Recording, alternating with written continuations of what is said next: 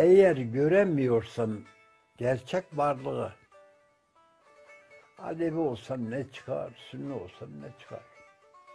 Sanat ettimse sahtekarlığı, dede olsam ne çıkar, hoca olsam ne çıkar? İnsanlar giderken daima ileri. Bizler Türk milleti olarak neden kaldık bu kadar geri?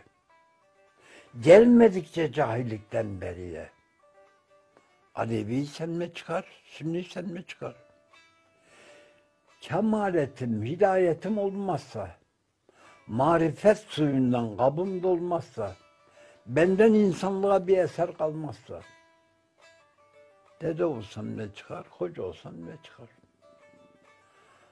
Gayet inatçıysam gayet zorbacı, gündüz tesbihliysem gece kavgacı, olmadıkça insanlığa faydacı.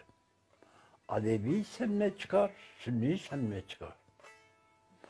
Daimiyim nefse galip olmazsam, ilme marifete talip olmazsam, ele, bile, dile, sanata sahip olmazsam, Alevi olsam ne çıkar, sanat, Sünni olsam ne çıkar?